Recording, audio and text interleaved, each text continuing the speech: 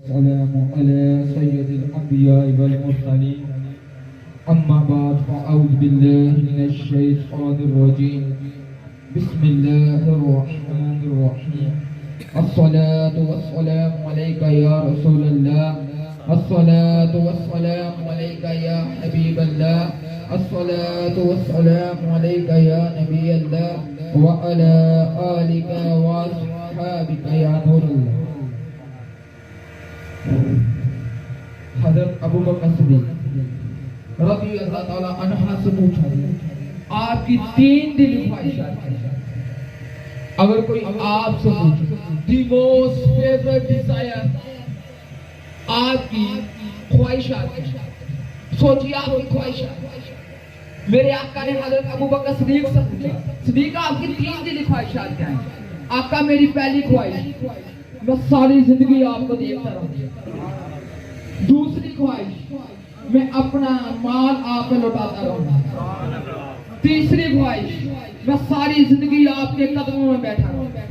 आजकल छोटी ख्वाहिश तीनों देखो अल्लाह ने कैसे बोली। पहली ख्वाहिश, आका मैं सारी जिंदगी आपको देखता रहूं।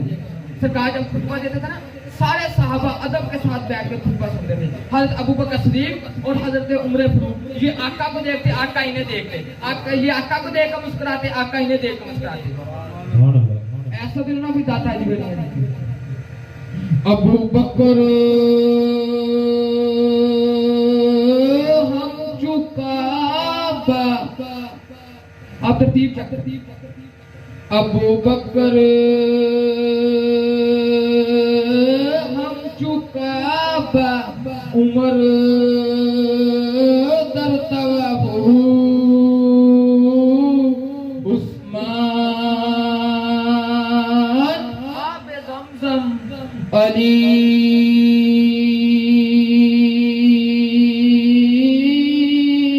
हज अकबर। सुभान अल्लाह। पहली ख्वाहिश, आका मैं सारी जिंदगी आपको देखता रहूं। ये कैसे पूछे?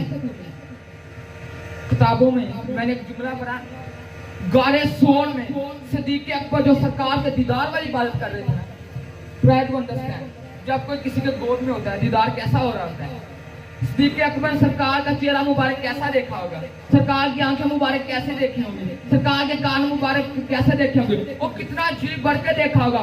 उलमा फरमाते हैं जो उस वक्त इबादत सिद्दीक़ अकबर सरकार के दीदार वाली इबादत कर रहे थे ना, पूरे कायनात में उस जैसी इबादत कोई भी नहीं कर रहा था। ये मुकाम जो सिद्दीक़ अकबर को हासिल था। पहली ख्वाहिश अल्लाह ने ऐसे पूरी की।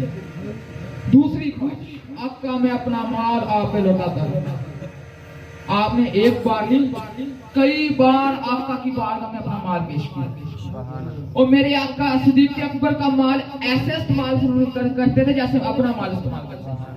पूछा नहीं जाता था, इतनी मोहब्बत थी आपस में। और वो हदीस जिसमें मेरे आका ने लिखा, जिन लोगों ने मुझ पे एहसान किए मैंने सबके एहसान उतार दिए। अबू बकर ने जो मुझ पे एहसान किया ना, उसका बदला मैं कल क़यामत के दिन रब से लेकर उसे लुटाऊंगा। अरे किस किस शान को बयान करूं।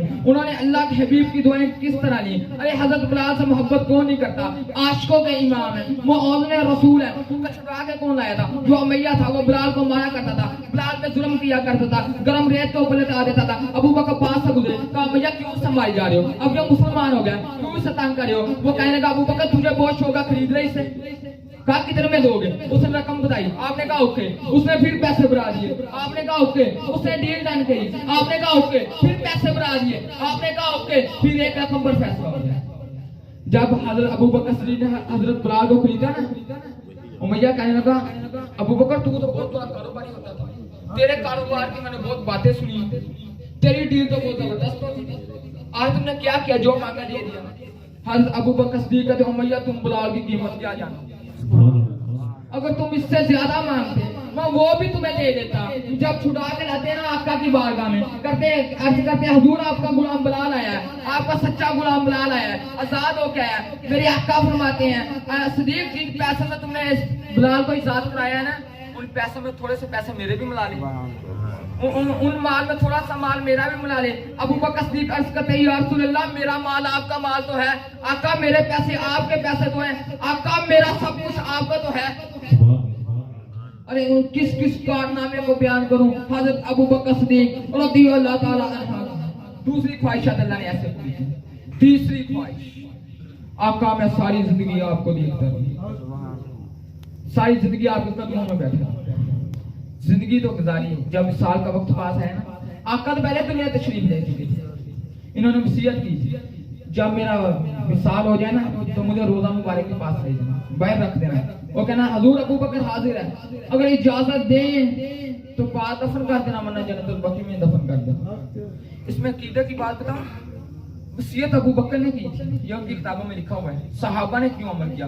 क्योंकि सहाबा जानते थे हुजूर अपने मिज़ार पे सुनते भी हैं, जानते भी हैं, देखते भी हैं। तो तुझको कहे मुर्दा, वो मुर्दा है वल्लाह, तू जिंदा है वल्लाह, तू जिंदा है वल्लाह। मेरे चश्मे आलम से छुप जाने वाले आशिक मुबारक, यही सहाबा का अकीदा है। अबू बकर का भी यही अकीदा। वो वसीयत क्यों करते हैं? जब विसाल हुआ ना तो सरकार के पास ले गए, अर्ज की अस्सलामु अलैका या रसूल अल्लाह। हुजूर अबू बकर हाजिर है। दरवाजा खुला, किसने खोला? नहीं, खुद ही खुला, और अंदर से आवाज आई, यार नो मिला दियो। आज भी वो आका के पास सोए हुए, आज भी वो आका के कदमों में है। मेरे आका जा रहे हैं सिद्दीक अकबर की घर की तरफ, मेरे आका जाते हैं सिद्दीक अकबर के घर के करीब पहुंचे, दस्तक दी जाके। सिद्दीक अकबर बाहर आए, सिद्दीक सोया नहीं। आका 4 महीने हो गए हैं जब से आपने कहा ना कच्चे सफर पे चलेंगे, 2 ऊँटनियां पालनी शुरू कर दी, तब से नहीं सोया। कभी यार आएगा, यार ऊपर से इजाजत होगी और यार के साथ सफर पे जाऊंगा। हजरत मेरे आका सिद्दीक आजा, इजाजत होगी है, चले। जब सफर पे जा रहे थे, कभी अबू बकर सिद्दीक आगे होते हैं, कभी पीछे होते हैं, कभी दाएं होते हैं, कभी बाएं होते हैं। मेरे आका ने पूरा सिद्दीक ये क्या कर रहा है? आका देख रहा हूँ कोई जानी दुश्मन तो नहीं है। आका अपनी जान दी तो परवाह नहीं, पर ताड़े पैर से कंडा नहीं चुभन देना। अपनी जान दी तो परवाह कोई नहीं, पर ताड़े पैर से कंडा नहीं चुभन देना। जब गाड़े सोड़ में जाते हैं, कहा हुजूर मैं पहले अंदर जाऊंगा। कहा सिद्दीक ठीक है। अंदर जाते हो, देखते हो सुराख है, अपना इमामा उतारते हैं, छोटे छोटे कपड़े करके उन सुराखों के अंदर दे देते हैं। 1 से 2 सुराख बच जाते हैं, उसके ऊपर अपनी अड्डी रख देते हैं। कहते हैं हुजूर अंदर आइए। और मेरे आका फरमाते हैं सिद्दीक मैंने आराम करना है। सिद्दीक अकबर फरमाते हैं आका मेरी गोद में आइए। अल्लाह, आका मेरी गोद में आइए। और मेरे आका सिद्दीक अकबर की गोद में लेट गए। अरे जुल्फों की तरफ देखते हैं तो सूरह यासीन की तिलावत हो रही है, चेहरे की तरफ देखते हैं तो वह दुहा की तिलावत हो रही है। अरे वो हज़रत ईसा अलैहिस्सलाम के जमाने का साम, हज़रत ईसा अलैहिस्सलाम दस देते थे ना हुजूर के बारे में। कहा हुजूर आप जिसकी बातें करते हैं मैं इसको देख भी सकता हूँ? कहा हाँ, ये मदीना में पैदा है, ये मक्का में पैदा होगा, मक्का से मदीना हिजरत करेगा, एक दिन गाले सोर में आएगा, उठे ही सांप आया, सिद्दीक अकबर के अंडी में डंग मारना शुरू किया। हरकत नहीं की। हमें कोई शय चुप जाए ना, हम हरकत करना शुरू करते हैं। हरकत नहीं की ताकि सरकार ने नींद से उठ जाए। गरम गरम आंसू सरकार के चेहरा मुबारक पे भरे। कहा सिद्दीक बता दो किस चीज ने रुला दिया है? आका लगता सांप ने डस दिया है। सिद्दीक अड्डी उठा, आका नहीं, क़यामत तक भी मुझे यहाँ पे खड़ा रहना पड़ा, मैं खड़ा रहने को तैयार हूँ, पर इस सांप को आपको नुकसान भी कुछ जाने दूंगा। हजरत आयशा से मेरे आका ने फरमाया, आयशा अपने अपने सिद्दीक को क्या है मेरा मसले से नमाज पढ़ाई आका उम्र को ना कह दे। आयशा सिद्दीक को, आका उम्र को ना कह दे। आयशा मैं सिद्दीक का कह रहा हूँ, आका उम्र को ना कह दे। आयशा मैं क्या कह रहा हूँ? आका गुस्से में कहा अपने अब्बू सिद्दीक को पैगाम भेजा, अब्बा जी आइए आका का ये फरमा। सिद्दीक अकबर जब आए ना मसले पे खड़े हुए, जैसे अल्लाह अकबर की सरकार की कान मुबारक में आवाज गई। मेरे आका फरमाते हैं आयशा मुझे जरा सहारा दी ना, मम्मी देखा नहीं तेरा बाप मेरा मसले ते खड़ा कैहो जिहा लग रहा। सुभान अल्लाह। मेरे आका जैसे ही करीब गए ना तो सिद्दीक अकबर ने सरकार की तरफ चेहरा फेर लिया। मसला ये है अगर इमाम काबे से चेहरा फेर ले तो नमाज जाती रहती है, जो पीछे करे उनकी भी जाती रहती है, पर जिसने काबे को काबा देख लिया ओ यार नमाज की जगह अंदर यार का ख्याल ही ना आवे, यार की जगह अंदर यार का ख्याल ही ना आए। फिर एक दिन हजरत आयशा की गोद में मेरे आका लेटे हुए हैं। हजरत आयशा तारों की तरफ देखती हैं, कहती हैं हुजूर इन तारों के बराबर भी किसी की नेकियां हैं। कहा है ना मेरे उमर गुलाम की। कहा वाकई हुजूर वाकई उमर की? कहा हाँ। आयशा क्यों पूछ रही है? मैं समझी बनाई मेरे वालिद अबू बकर सिद्दीक।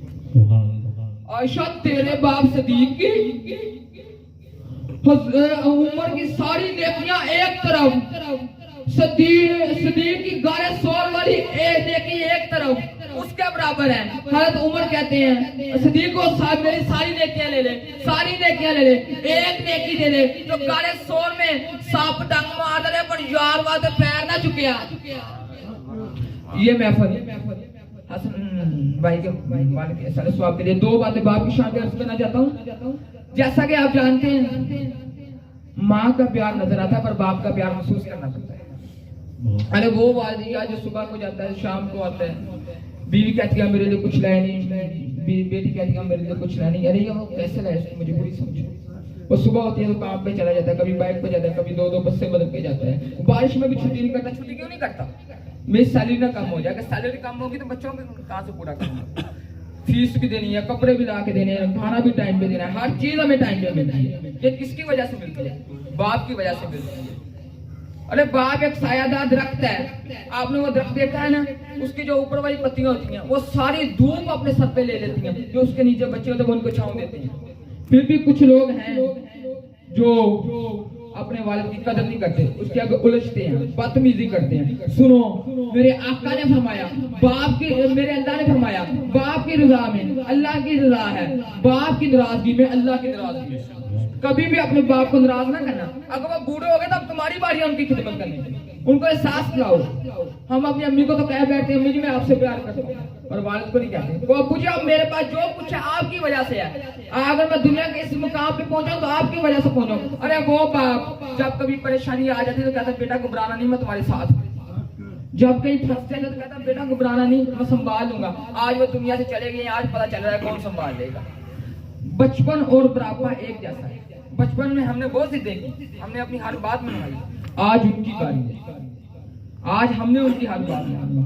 अगर वो डांटे तो उनकी बात का कभी बुरा ना माना, अगर वो गाली दे तो उनकी बात का कभी बुरा ना माना। यार वो तेरे भलाई के लिए करते हैं, उनको एहसास दिलाओ बुझिए अब मैं मेहनत करूंगा। आपने बहुत मेहनत कर ली, अब मेरी बारी है मेहनत करने, मैं अब मेहनत करूंगा। आपने सारी जिंदगी में पोस के बना के, अब मेरी बारी आपकी खिदमत करने की। दुख है उस औलाद पे जो अपने वालिद को कहती है ये आपका माल, ये मेरा माल है, ये मैंने नहीं कमाया, ये आपने नहीं कमाया, ये मैंने कमाया है। ये अपने वालिद को कभी भी ना कहना, ये अपने वालिद को कभी भी ना कहना अब्बू जी आप मेरे पास जो कुछ है इज्जत शोहरत पैसा ये आपकी वजह से है।